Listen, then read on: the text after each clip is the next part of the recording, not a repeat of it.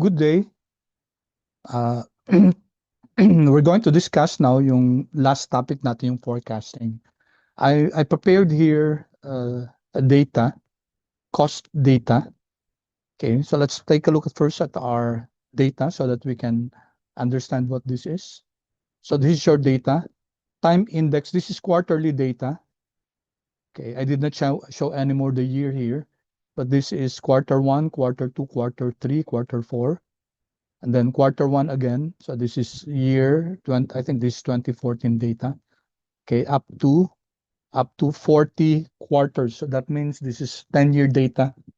Okay, from 2016 up to 2025, 10-year data to. And this data here is in millions. Yeah, millions. Okay, it's in millions. So these are capital budget for DND.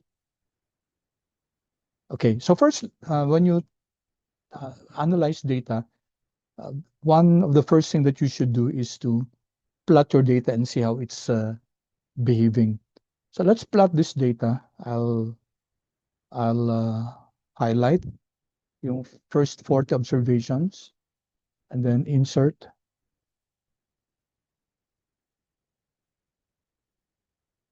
Let's have a scatter plot. Maybe a scatter plot with this one. Okay.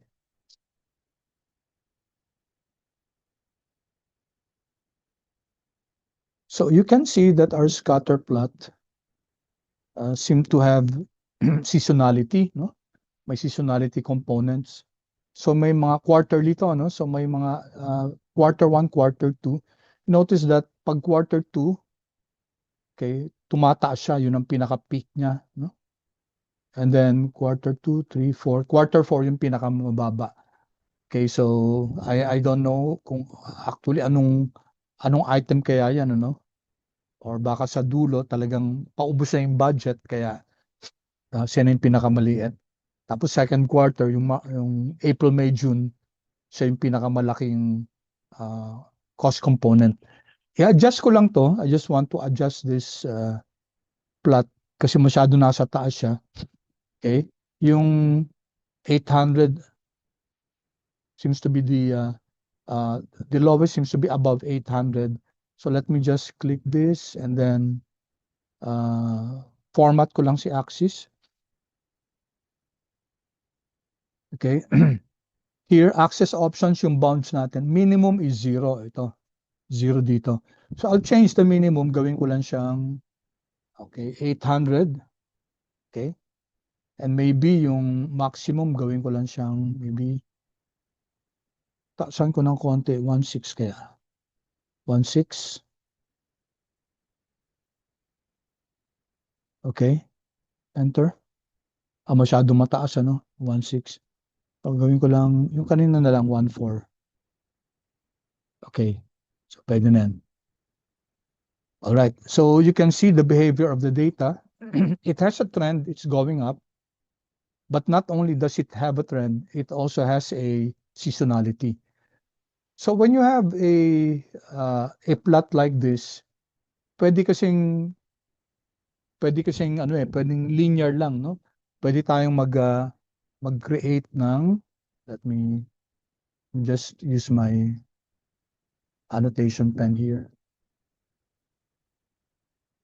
Kasi pwedeng ang goal kasi natin mag-predict, no? So we can just use a line to predict your 2026 na up to 2027 kasi ipapapredict sa atin dito yung next 8 quarters. Okay? So, if we can produce this line, so we can now predict quarter 41, quarter 42, quarter 43, hanggang up to quarter 48. So, that's one possibility. However, ang weakness yan, it's not able to capture yung peaks and troughs niya, no? Yung mga umaakyat tsaka yung sa baba. Linear lang siya. So this activity calls for us to use two methods. Yung isa linear, okay, yung isa naman Yung isa, exponential triple smoothing. Okay? ETS.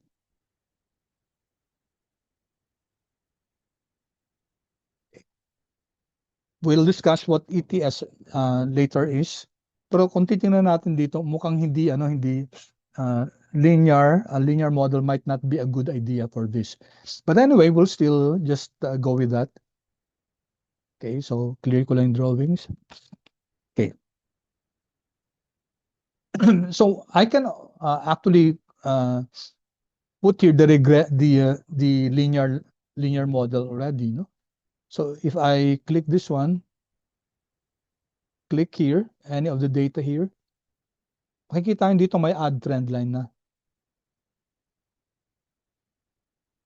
Add trend line. So dito may mga options tayo. Exponential, linear, logarithmic, polynomial. Okay, the default is linear. So let's just display equation on chart and display R squared on chart, and I'll explain what these are. Okay, in fact, nandito na siya, no? Okay. This one. Okay. So pag line kasi, alam natin na yung line, okay, we can have an equation of the line.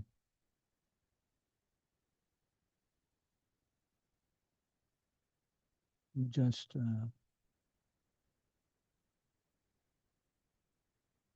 yan, okay? All right. So our equation here is that yung y natin yung cost, ito yung pinipredict natin. This is our cost is equal to 3.4 times our time. Here we're using the time as our predictor plus a certain constant. Okay, so this is what this equation means. So if we can get this equation, then we already have this forecasted line. Okay, and then we have here a metric called R squared. This is your coefficient of determination. It is a measure of how much your model is able to explain the variation in your data. Yung variation in our data is quite erratic, no? Medyo aakyat, bababa, no? And since line ginamit natin, it tells us that the model, itong line na to, can only explain 14% of the variation in your data. So this seems to be a low performance metric, no? Okay, so itong 3.402 times time, it simply means that for every increase in time, which is, ang time natin yung quarter, no? Every increase in quarter, your cost increases by 3.4. Sabi ko nga kanina in millions to, no? Okay? And then itong 1.001.2, that's the value of your cost when your time is equal to 0. Okay. So, itong plot na to, in fact, this one, yung we call this your slope and this is your intercept. This can be computed. Ilagay natin dito, no?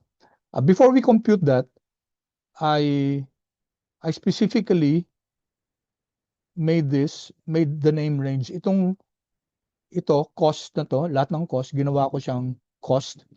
Tapos itong time index na to, ginawa ko siyang, I named it time index. Para mas madali lang yung pag-formulate natin na equation. Okay. So let me just illustrate to you that itong equation na to, it can be obtained using the add trend line, no? And add the equation. But it can also be solved. So I'll put here, for example, yung slope. Computin natin, slope. So Excel is equal to slope. Okay. So Excel has this function slope. Okay? And ano yung known y's natin? Yung y natin, okay, yung cost natin. Since binigyan na natin ng pangalan yan, I just press F3 or in your cases, function F3 para makuha yung name, yan o, cost. Click, cost. So yan yung known y's, no? And your known x natin, again, F3 or function F3, time index. Okay. There. So yan. That's the formula for slope. Known y's, known x's. And we expect to get 3.4022. There you go. Bawasan ko lang ng decimal place. Okay, it's 3.4022. That's where this is coming from. And then also the intercept. Intercept. This is equal to intercept. Yung function yan. And then known y's again, cost. And then time index. So advantageous talaga yung named range, kasi hindi mo na kailangan i-highlight. Control enter. There you go. 1001 point something. Okay. All right. So we were able to compute functionally in Excel kung ano yung slope at saka yung intercept. So knowing the slope and the intercept, you can now determine kung ano yung line natin.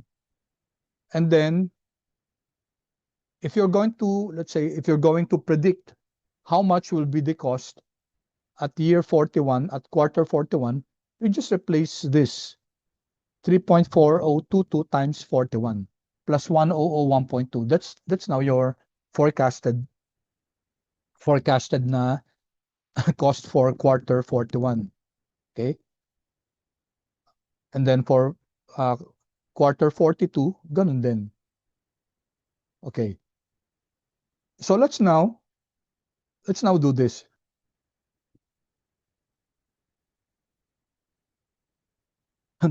Kunin natin yung forecast natin. I-forecast natin yung using linear. So we can make use of this equation, ba? Ang cost natin, forecasted cost will be equal to yung slope na to times the time index plus the intercept. Itong kasi yung equation natin. But there's an easier way to do that. Merong function called forecast. So maraming forecast function. And isa yan is linear. There you go. So calculates or predicts a future value along a linear trend by using existing values. So ginagamit natin existing values dito si cost at saka si time index, no? Okay? Enter. Ano yung x natin?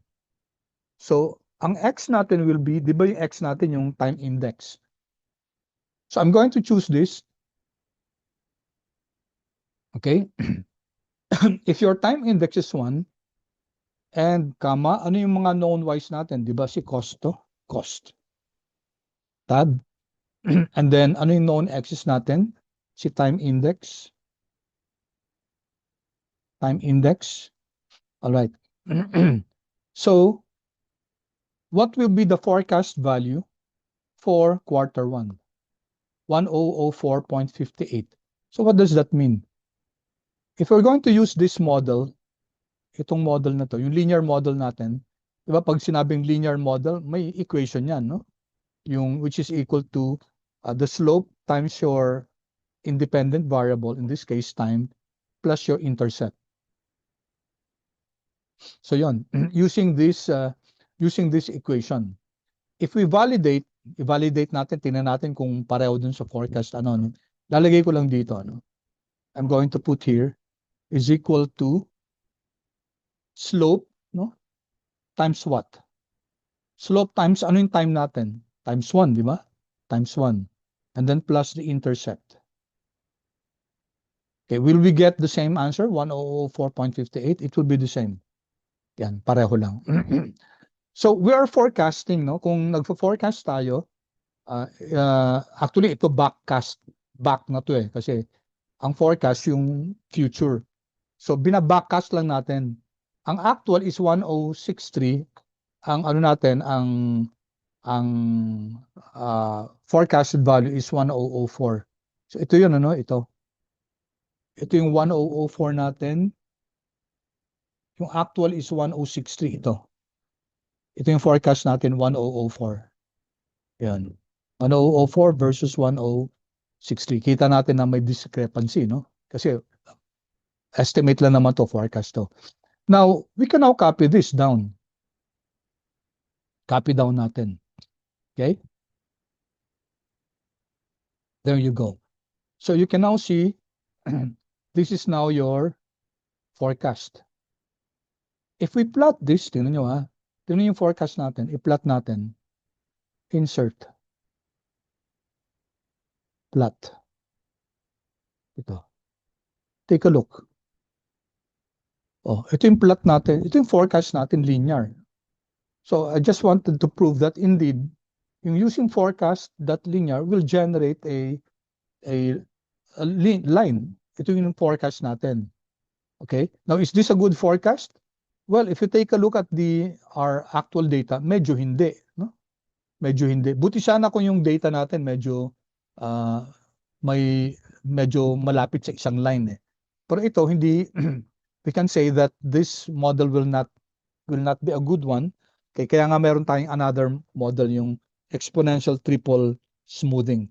Kasi the exponential triple smoothing, yung ETS, takes into consideration any seasonality and not only the trend but seasonality, but also the seasonality. Sa linear, it takes into consideration the trend. Kaya nga meron tayong incremental na increment of 3.4. Ibig sabihin, every time your quarter increases, every time your time increases, your cost increases by 3.4. Pero constant siya, no? Constant yung increase, kaya nga ganito lang siya. Okay, let me delete this. Okay. Now we can now of course forecast for future, no? Year 41 na ngayon. So ganun din, I'll just create the formula again here. Actually, pwede natin i-copy down na lang 'yon, pero gusto ko lang i-maintain yung ano yung color, yung brown para ma-distinguish lang between the backcast and the forecast. So again, ang X natin ito, we're now forecasting 41. Quarter 41. Remember, wala pa tayong quarter 41, ha? Kaya fino-forecast natin siya. Again, ang known Y's is cost and known X is time index. Okay? Control Enter. Alright, lagyan ko lang ng comma. Alright, copy down. So ito na yung forecast natin ng quarters 41 up to 48. So in fact, if we create this, we know that it will still be a line. Kasi yung forecast natin dyan, line din eh, di ba? Yan, no? Line lang siya. Kasi we're using the forecast that linear. And we say that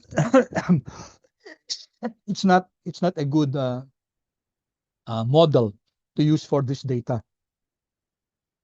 Okay. So punta na tayo sa next method natin, yung exponential triple smoothing. Kaya tinatawag na triple kasi it takes into consideration three factors, yung base value natin, and then a trend, and then also seasonality. Okay. So an ETS method will work well with this type of data. Kasi meron trend, may base figure, okay? May base figure, yung pinakasimula, may trend, yung pag it's going up, and then yung seasonality niya. Yung regular peaks and troughs. Okay. So ito naman, ganun din siya. No? It's equal to forecast, but this time, you have forecast. Yun, meron tayong ETS. Okay. Forecast.ETS tab. So this is now if you take a look at this, returns the forecasted value for a specific future target date using the exponential smoothing method. Okay. Open parenthesis. Okay. Target date natin itong time index ito. Kama, ang values natin yung cost, pareho lang. Ang timeline natin is your time index. Same parameters. There. Ito, may naka-brackets yan. Ibig sabihin, it's optional. So, hindi natin ilalagay yan. No? Time index, control, enter. There you go. Okay, so we can see that at the onset, halos pareho lang siya. No? 104, 48.44. Konti lang difference yan. Okay, we can copy this down now. Hanggang dito. No? So, you can see now yung differences nila. Okay? You can see now the difference. Okay. Now, i-forecast din natin siya. Anong yung forecast ngayon for quarter 41? Ganun din, forecast .ets. Target date is quarter 41, comma. Values is your cost. Timeline is time index. Yan. Okay. Control enter. Fix the format and then copy down. All right. So we now have our forecast for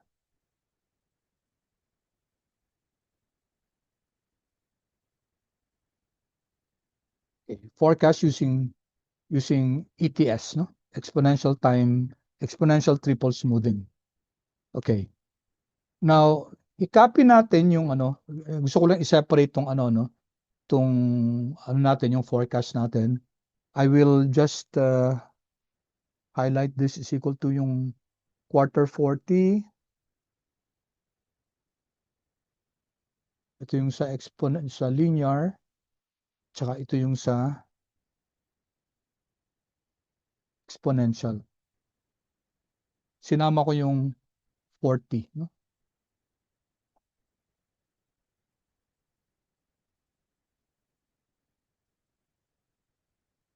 Yan, okay? All right. Now, it's important now to isama natin sa plot natin, include nga natin to. Insert natin tong insert natin yung forecast natin. Okay? What we can do is pwede natin isama yung buo, okay? Yung buong forecast na linear. Pwede din natin isama yung buong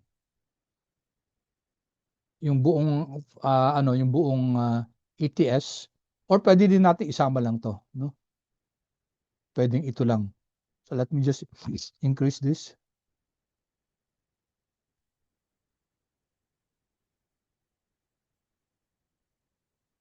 Okay.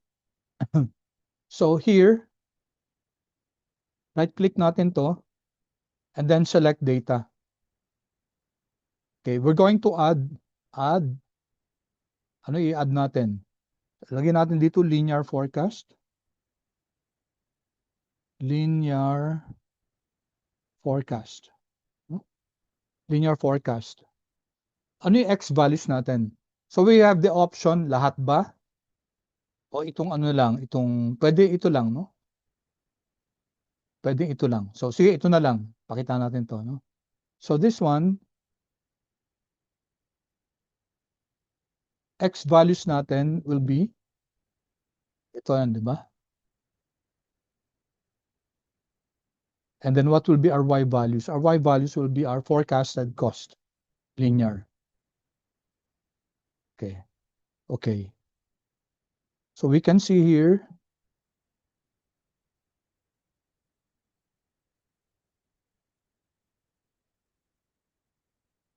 okay.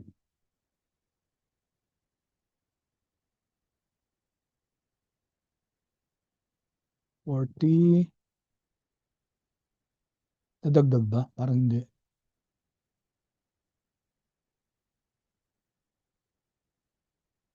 Ulit, parang hindi nadagdag. Dapat madadagdag siya. Okay, let me see. Select data. Ay, hindi nadagdag. Hindi ko pala na okay, sorry. My bad. Add natin. Again, let me repeat. Add. Series name is our linear forecast. Forgot to press add. Series values, yung X natin, Yun yung time index natin, no? Tapos yung Y value natin is your linear forecast. Okay. Okay. Okay. Ito nakalimutan ko. Okay. And let's take a look at our plot. Yan. Tingnan nyo, no? So, ito yung ano natin, yung well, ito na regression line, no? Tinuloy-tuloy lang siya. Yan. Tinuloy-tuloy lang siya hanggang dito, no? So, linear pa rin talaga, no? You can see here that the forecast is linear. Now, let's add this time yung ano natin, yung select data type, and then mag-add ulit tayo. This time, let's add yung forecast ETS. Exponential triple smoothing. So, ang X natin will be same thing from 40 to 48. Ang Y natin will be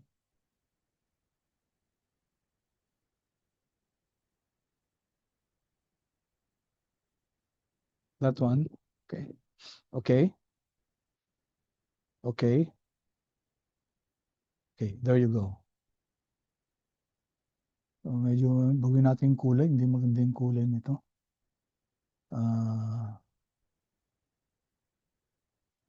Outline.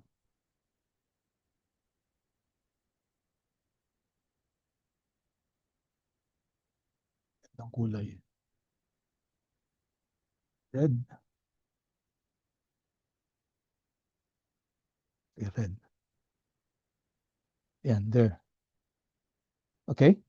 So here you can see that using the ETS method, 'di ba? Mas ano siya, mas apt yung yung ETS kay linear. Kasi si linear line lang eh. Yung exponential smoothing, okay? Exponential triple smoothing in this case, it takes into account any yung any symmetrical changes, no? Any changes, whether it's yung seasonality, yung trend na capture niya. And to show that, to prove that, okay, we're going to use a metric. So it's not enough for us to come up with a model. Okay? Pwede rin natin actually ang ginawa natin, ang superimpose natin dito yung yung values from quarter 1 hanggang quarter 40. You can do that, no? Ang ilalagay nyo dito sige, pakita ko lang, no? Okay, here. All right, then select data. And then mag-a-add ulit ako. So, ETS. Quarter 1 to quarter 48. No? Yung buo. Ang X ko will be 1 hanggang 48. Okay? So, tapos ang ETS value natin will be this one. Yung forecasted value ng ETS. Okay? Okay? Makikita lang natin dito na naka-superimpose lang, no? So, you can see here, gawin natin pula to. Ito.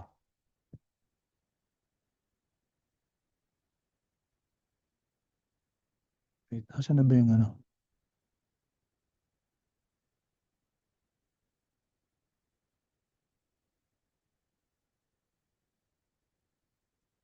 Makita na ba to?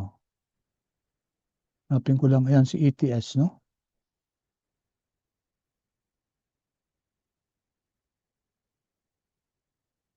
Line natin, red natin siya. Ayan. Okay. So you can see the red one is the forecasted value. The blue one is your, lakayan na natin ng ano. Gawin natin yung forecast.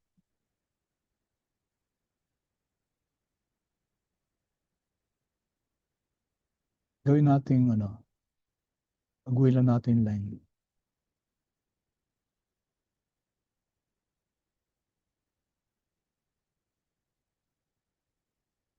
Yan. So, ano yung dash line, no? Yung dash line, yan yung forecast natin. Okay? And you can see that the forecast, ETS forecast may mix yung galaw ni yung galaw ng actual data. Okay? Of course ito yung ano na talaga, yung talagang forecast na to. Kaya wala siyang naka-impose dito, naka-superimpose. All right. So, just to finalize the discussion here, it's always important to measure or to look at the residuals or errors. Ang error natin will simply be the difference between, okay, ito yung ano natin, di ba? Ito yung actual natin. Okay? So, pwede naman natin gawing yung error linear natin, this is equal to yung cost. So, yung cost, di ba? Ito yung buong to. Minus lahat ng forecast linear natin. Here. So, what will it do? It will subtract each of the cost with the forecast linear. Control, shift, enter to, no? Kasi matrix siya. So notice I press here control plus shift plus enter. Let me repeat that, no? Kasi kung enter lang, tingnan nyo natin. So is equal to cost minus yung forecast linear. Of course, hindi kasama to, no? Kasi wala at this time, yung quarter 4, wala naman tayong actual value niyan. Okay? If I press control enter, pwede siya mag-spill, no?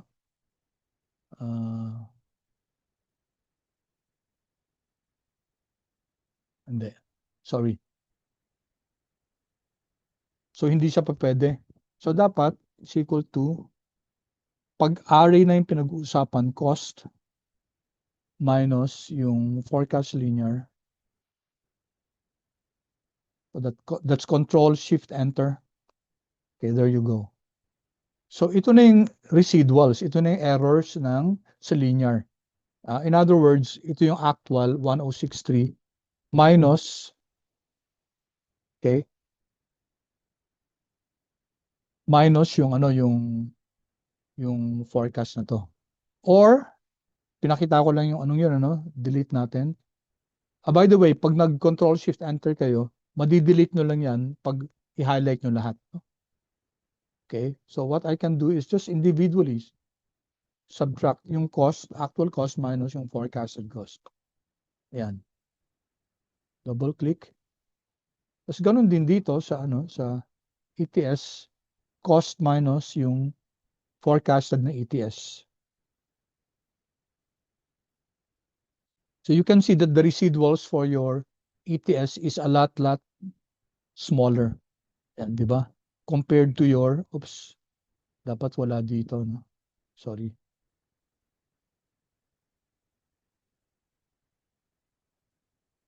Walang residual dun sa forecasted value. Okay, kasi wala naman tayong actual value na. Okay, then lastly, that leaves us with, so how do we decide? Visually, of course, alam natin na mas maganda yung ETS, no? But how do we quantitatively decide? There are 3 metrics that we can use here. Marami actually, no? Pwedeng Ramsey, pwedeng MAE, pwedeng MAPE, and so many others. So these are the most common ones. Okay, so I'll just show this. Ramsey stands for root mean square error. Okay, dito, root mean square error. Okay, root mean square error. Ito naman mean absolute error, MAE. And ito mean absolute percentage error. Okay, as the name suggests, ito muna, no? Root mean square error. First, yung error, ini-square natin. We don't use just the error kasi yung error, pag inad mo yan, let me illustrate that. So these are the errors, di ba? Ito yung mga residuals natin. If I sum this up, sum ng mga errors will be, oops, sorry.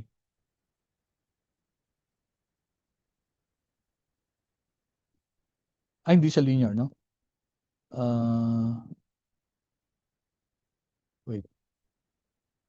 Parang may mali ako dito. Check ko nga yung formula ko sandali. Errors, linear. Function F2. So this is cost actual minus your predicted. Tama naman.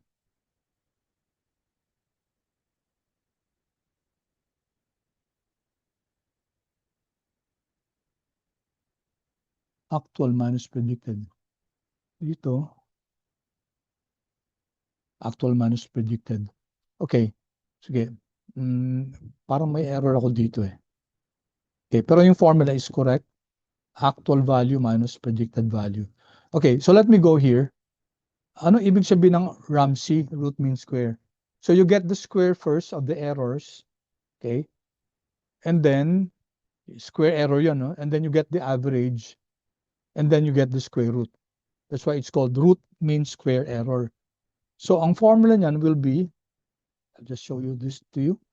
Okay. First is, meron na kasi tayong ano, no? Meron na tayong errors, no? Okay, so it's the difference between your actual minus your model. Okay.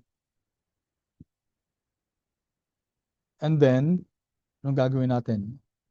Yung sum of the squares, it means square yung mga to. So squared, squared, squared, squared, squared.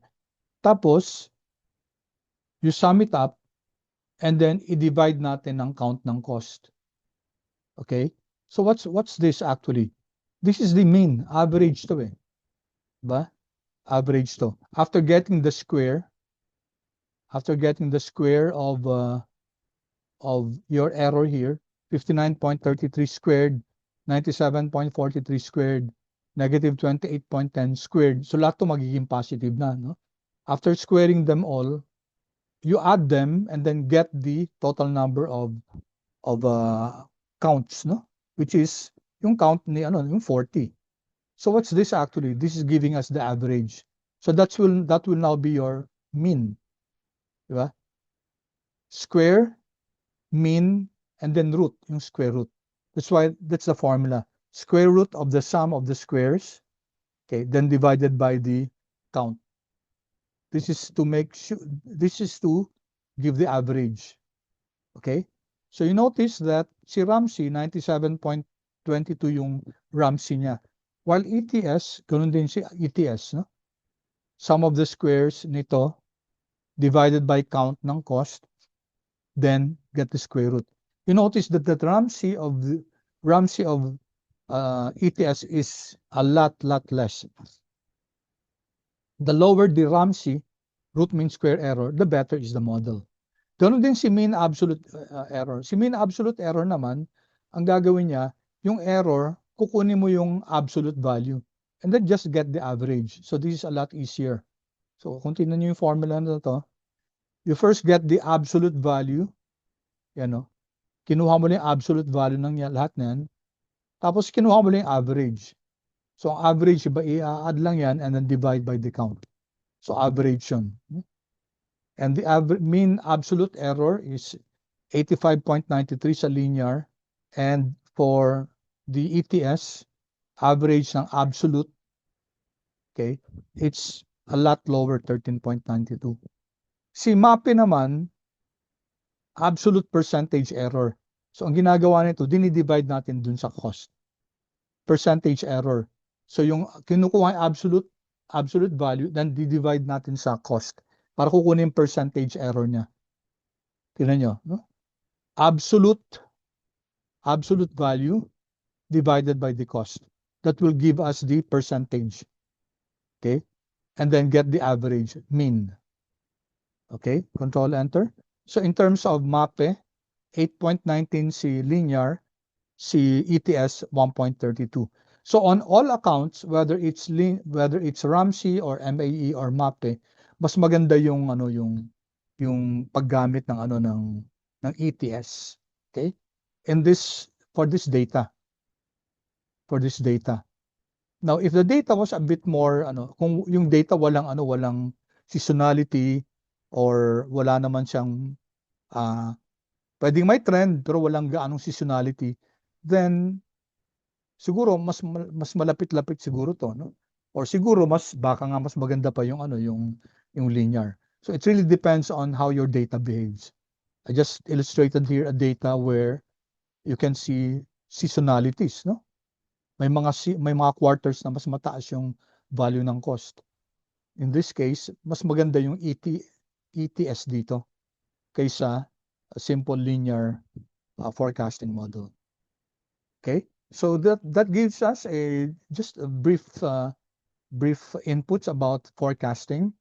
Okay? Thank you so much for listening, and I hope you learned something this afternoon, this day.